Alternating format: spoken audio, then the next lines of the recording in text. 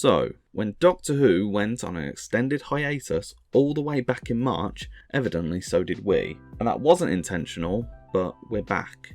For now. And while it's just me for now, rest assured Jake will be back eventually, and we will also give our view on the Timeless Children. But with our varying thoughts, I think that might be a podcast length episode. But until then, yesterday the BBC dropped the first official trailer for Revolution of the Daleks, which is due to air on New Year's Day and will be feature length, near enough, at a whopping 70 minutes. And while the trailer itself is less than 60 seconds, there is plenty to break down, so without further ado, let's get into it. Spoilers follow, potentially. Okay, so the opening shot is of the prison that the Doctor was incarcerated in at the end of the Timeless Children.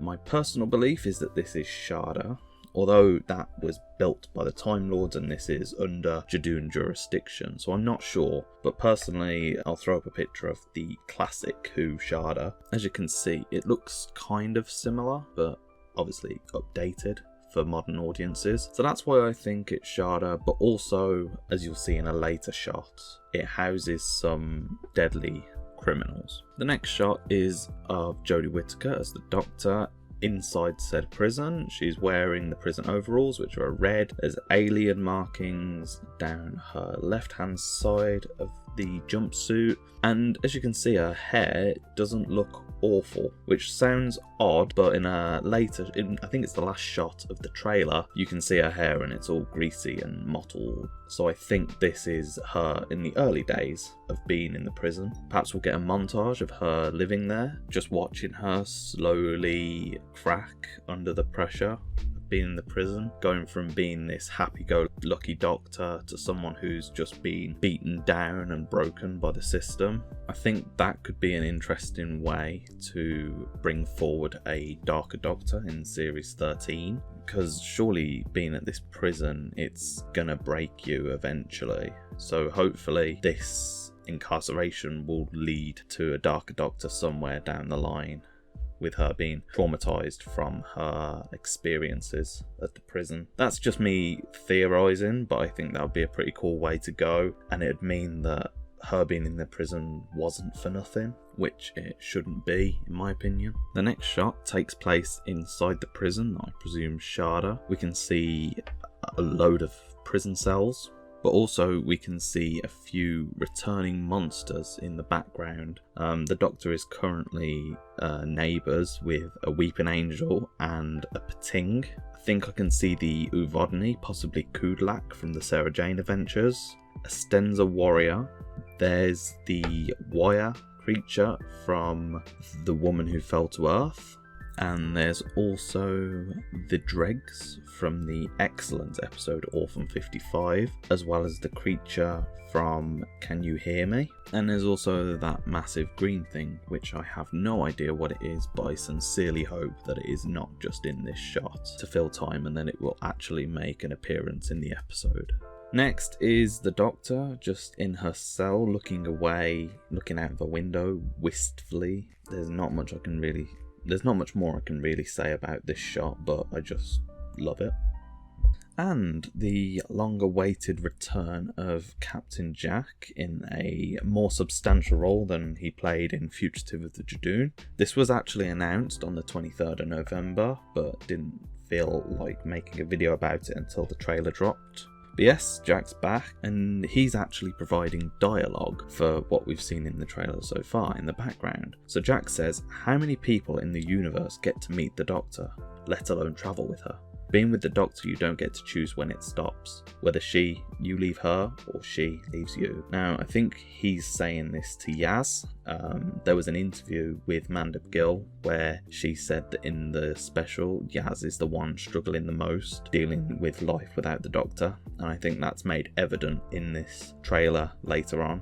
So I think this is Jack giving a sort of pep talk to Yaz about the Doctor can't always be there forever, and that at some point she's going to have to leave. The next shot is the TARDIS at the FAM left with on Gallifrey at the end of the Timeless Children. It's the one that turned into a house, and they're using it for their base of operations. However, there is a theory online, I will not take credit for this, that all of this paperwork all over the TARDIS is actually not the work of the trio, and rather just Yaz herself looking for the Doctor, and these post-its and pieces of documents are places where she could show up, where she believes the Doctor's needed. And the thing that lends context to this is that if you look down the bottom, you can see bedding, so Yaz has been staying there, potentially isolating herself, which is heartbreaking and devastating if true. But maybe Graham and Ryan are approaching about this Dalek threat and giving her hope that maybe she'll be able to find the Doctor. This is also evident from the dialogue in the trailer, where Graham says the Doc would really want us to keep an eye on the planet, right? And then I'm assuming there's some dialogue after that. And Yaz says, but how is that possible? Ryan says, if we don't help, the human race is going down. And Graham says, are you with us? So I think this is them finding out about the Dalek.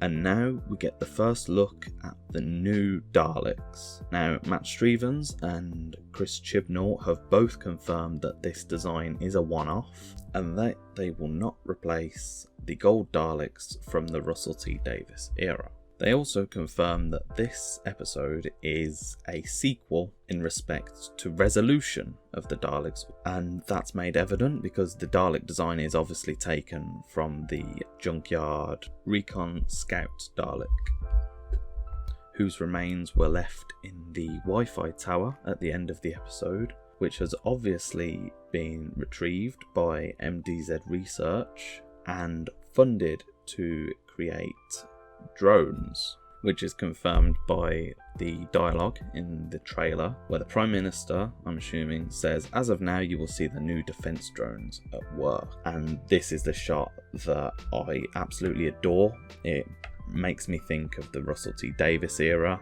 I think that one thing I was missing from that era was seeing the impact of things that are happening via news stories. I think that was Russell T Davies' niche, and I love the fact that Chibnall is replicating it because he and Russell T Davies worked quite closely together. So I adore this shot. Bearing in mind this episode was shot while Theresa May was still in power, so it's a female Prime Minister, but the Prime Minister is played by Dame Harriet Walter.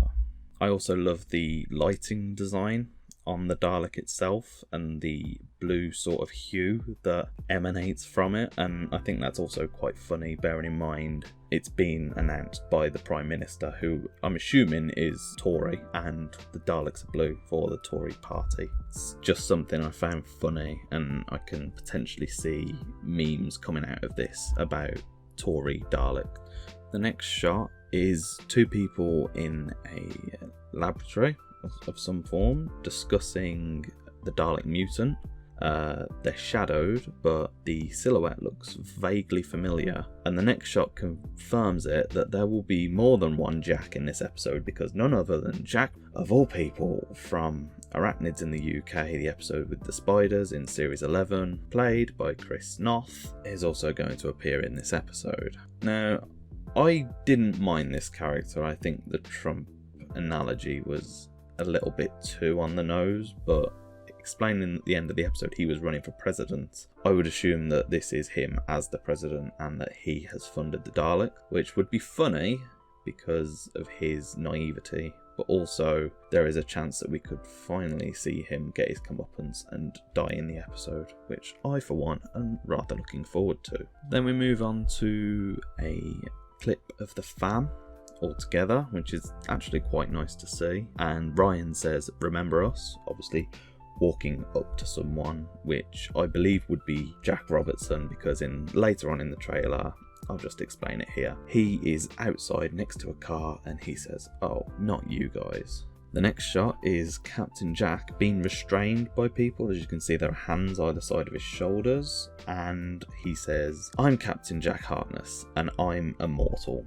it's wonderful to hear John Barrowman say those words, but also for the fact that he's probably saying that to either a Dalek or the companions, because he's just been exterminated and he's come back to life. So I think we will see Jack die in this episode a few times, but I'm very much looking forward to seeing the fans' reaction to Jack suddenly coming back to life. Next is arguably the most interesting shot in the trailer. It's a Dalek saucer over buildings, and I believe it's interesting because filming pictures showed essentially a Dalek civil war happening on Bristol Bridge with the drone Daleks and the Russell T Davies era bronze Daleks. So I believe this may be the actual Dalek saucer coming to exterminate the drone Daleks because they're human made and are therefore impure.